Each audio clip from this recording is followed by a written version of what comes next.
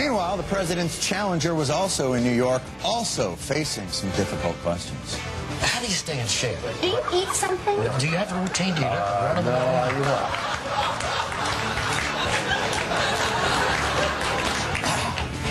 It's like Nerf Crossfire.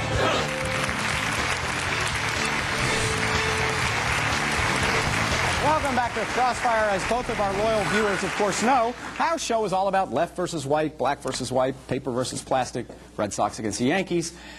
That's why every day we have two guests with their own unique perspective on the news. But today, Crossfire is very different. We have just one guest.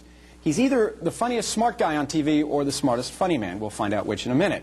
But he's certainly an Emmy Award winner, the host of Comedy Central's Daily Show, and the co-author of the new mega bestseller, America the Book, A Citizen's Guide to Inaction, at your bookstores everywhere. Ladies and gentlemen, welcome to the Crossfire, Jon Stewart. Thank you. Thank you very much. It's very kind of you to say. Now what? Can I say something very quickly? Why do we have to fight? The two of you, can't we just say something nice about John Kerry right now? I like John. I care about John Kerry. And something about President Bush.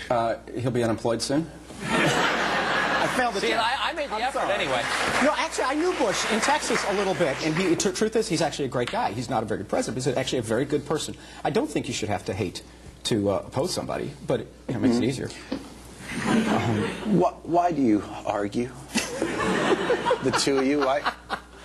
I hate to see it. We enjoy it. Let me ask you a question. Wait, let me ask you a question first. All right. Is John Kerry really the best? I mean, I think, John Kerry's not a terrible guy. Is he the best? I thought Lincoln was good. Is he the best the Democrats can do? Is he the best the Democrats can do? Yeah, this year. I'd always thought in a democracy, and again, I don't know, I've only lived in this country, that there's a process, what they call them, primaries. Right. And they don't always go with the best, but they go with whoever won. So is he the best? According to the process. Right, but of the 9 guys running, who do you think was best? Do you think he was the best? The most impressive? The most impressive? Yeah.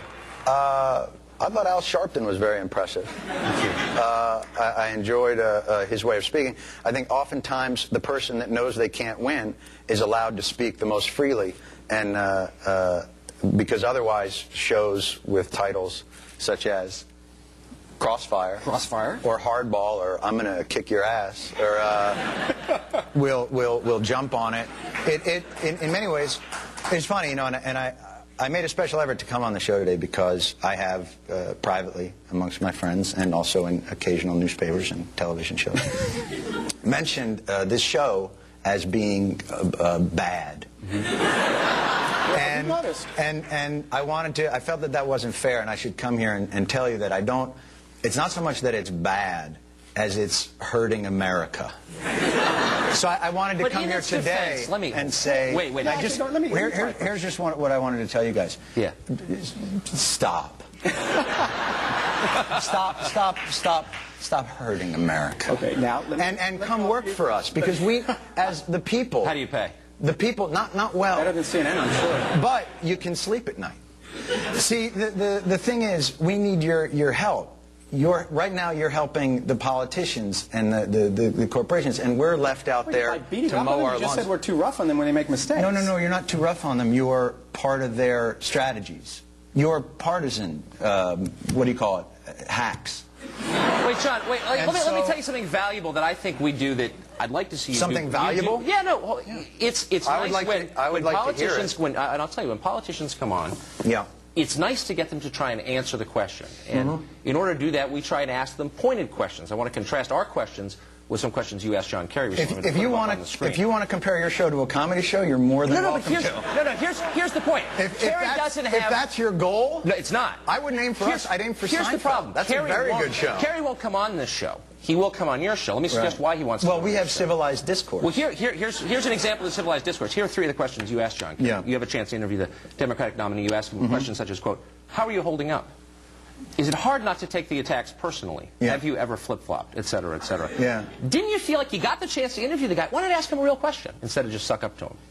Yeah, how are you holding up is a real suck-up. And I actually was giving him a hot stone massage. It sounded that way. As we were doing it. It did. You know, it's interesting to hear you talk about I felt the my sparks responsibility to the, you know, I didn't realize that, and maybe this explains quite a bit. No, the opportunity. Is that the news organizations look to Comedy Central for their cues on integrity. So what I would suggest is, when you talk about you're holding politicians' feet to the fire, I think that's disingenuous. I think you're... How are you holding up? I mean, come on. No. I don't. But my role isn't. I don't You think. can ask him a real question, don't you think? Instead of saying, you know. I don't think I have to. By the way, I also asked him, you know, were you in Cambodia? But I didn't really care, because I don't care, because I think it's stupid. Well, but my point is this: if your idea of confronting me is that I don't ask hard-hitting enough news questions, we're in bad shape, fellas. We're here to love you, not confront you. No. But what I'm saying is this. I'm not. I'm here to confront you because we need help from the media, and they're hurting us. And it's the idea is... If the indictment... Let me get this straight. If the indictment is... if the indictment is, and I have seen you say this, that Crossfire reduces everything, as I said in the intro, to left, right, black, white. Yes. Well, it's because, see, we're a debate show. It's like saying the Weather Channel No, reduces that'd be great. to a storm front. I would love to see a debate show. In a 24-hour day where we have each side on as best we can get them. That would be great. And have them fight it out. To do a debate would be great, but that's like saying pro wrestling is a show about athletic competition. Sorry. I think you're a good comedian. I think your lectures are boring. Let me ask you a question on the news. Now, this is theater. I mean, it's obvious. How old are you? 35. And you wear a bow tie. Yeah, I do. I do. So this is... No, I know. So You're right. No, let me just go. No, come on. And listen, I'm not suggesting that you're not a smart guy, because those are not easy to tie. But the thing is that you're doing theater when you should be doing debate, which would be great. No, it's not honest. What you do is not honest. What you do is partisan hackery. And I'll tell you why I know it. You have John Kerry on your show, and you sniff his throne, and you're accusing us of partisan hackery? Absolutely. You've got to be kidding, man. You're on CNN. The show that leads into me is puppets making crank phone calls. What is wrong with you? Well, I'm just saying, there's no reason for you, when you have this marvelous opportunity not to be the guy's butt boy, to go ahead and be his butt boy. Yes, It's embarrassing. I was absolutely his butt boy. I was so far. You would not believe what he ate 2 weeks ago. You know, the interesting thing that I have is you have a responsibility to the public discourse, and you fail need to get a job at a miserably. school, I think. You need to go to one. The thing that I want to say is, when you have people on for just knee-jerk, reactionary talk... Wait, I thought you were going to be funny. Come on, be funny. No, I'm not going to be your monkey. Go ahead. I watch your show every day, and it kills me. I can tell you love it. It's so painful to watch. You know, because we need what you do. This is such a great opportunity you have here to actually get politicians really Jon off Stewart? of their marketing and strategy. Yeah, it's someone who watches your show and cannot take it anymore. I just can't. What's it like to have dinner with you? It must be excruciating. Do you like lecture people like this, or do you come over to their house and sit and lecture them, and you know they're not doing the right thing, that they're missing their opportunities, evading their responsibilities? If I think they are. Look, I wouldn't want to eat with you, man. That's horrible. I know, and you won't. But the thing I want to get to... We did promise naked pictures of the Supreme Court. Yeah, we did. No. Let's get to those. Why can't we just talk? Book. Please, I beg of you guys. I think you watch too much Crossfire. We're going to take a quick break. No. Look, hold on. Please. We've got commercials. Please. Next, Jon Stewart stop. in the rapid fire. Please Hopefully stop. he'll be here. We hope. We think. And then, did U.S. soldiers refuse an order in Iraq? Wolf Blitzer has the latest on this investigation right after the break.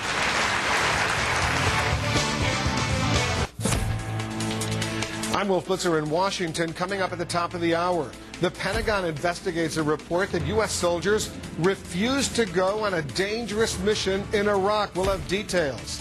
In medical news, the FDA prescribes a strongly worded label on antidepressant drugs.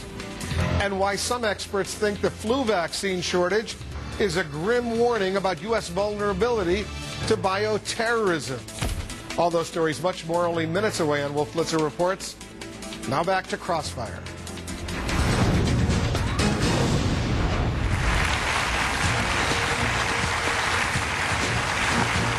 Welcome back to Crossfire. We're We're talking to Jon Stewart, who was just lecturing us on our moral inferiority. John, you're bumming us out. Tell us, what do you think of the Bill O'Reilly vibrator story? No.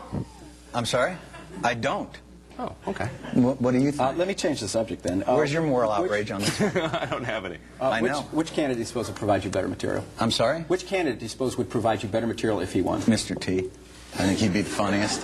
How would you have a stake in it that way, as not just a citizen, but as a professional comic? Right, which I hold to be much more important than as a citizen. Well, there you go. Well, who would provide you better material, do you suppose? I don't really know. It's kind of not how we look at it. We look at the absurdity of this system provides us the most material, and that is best served by sort of the theater of it all, you know, which, by the way, thank you both, because it's been helpful. But if Kerry gets elected, is it good? I mean, you said you're voting for him. You obviously support him. It's clear. Will it be harder for you to mock his administration if he becomes president? Now, why would it be harder? Because the only way it would be harder is if his administration is less absurd than this one. So in that case, if it's less absurd, then yeah, I think it'd be harder. But I mean, it'd be hard to top this group. I mean, quite frankly, in terms of absurdity and their world matching up to the one that, you know, it was interesting. President Bush was saying, you know, John Kerry, his rhetoric doesn't match his record. But I've heard President Bush describe his record. His record doesn't match his record. So, you know, I don't worry about it in that respect. But let me ask you guys again a question, because we talked a little bit about, you know, you're actually doing honest debate and all that. But after the debates, where do you guys head to right afterwards? The men's room. Right after that. Right, home. Spin Alley. Home? No, Spin Alley. What are you talking about? I mean, at these debates? Yeah, you go to Spin Alley, the place called Spin Alley. Mm-hmm. Now, don't you think that for people watching at home, that's kind of a drag, that you're literally walking to a place called Deception Lane? Like, it's Spin Alley. It's don't you see, that's the issue I'm trying to talk to you guys. No, I actually believe, I had a lot of friends who worked for President Bush. I went to college with Neither of us was ever in the spin room, actually. No, I did. I went to Larry King's show. They actually believe what they're saying. They want to persuade you. That's what they're trying to do by spinning. But I don't doubt for a minute these people who work for President Bush, who I disagree with and everything, they believe that stuff, John. This is not a lie or deception at all. I think they believe in him. I think they believe, just like I believe in my guys. I think they believe President Bush would do a better job, and I believe the Kerry guys believe President Kerry would do a better job. But what I believe is they're not making honest arguments. So what they're doing is, in their mind, the ends justify the means. I hate so at all. I do think you're more fun on your show. Just my opinion. But okay, next, Jon Stewart goes one-on-one with his fans. You're as big a dick on your show as you are on any show. Now you're getting into it. I like that. Yeah. Okay, we'll be right back. Eastern.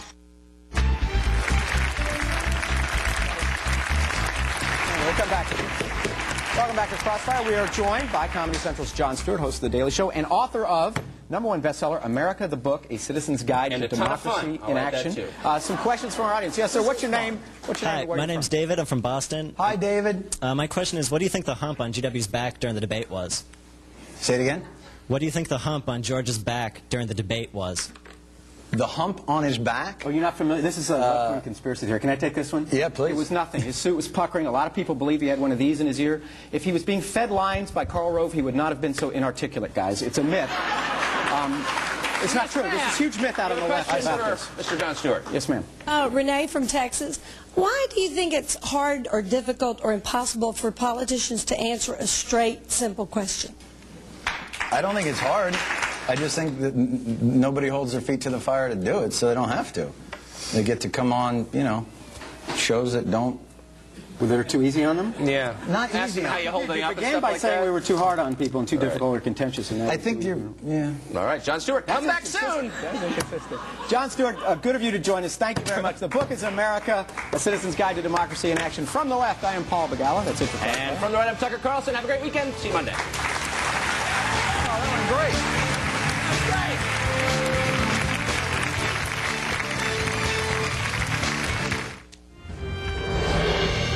Happening now, an extraordinary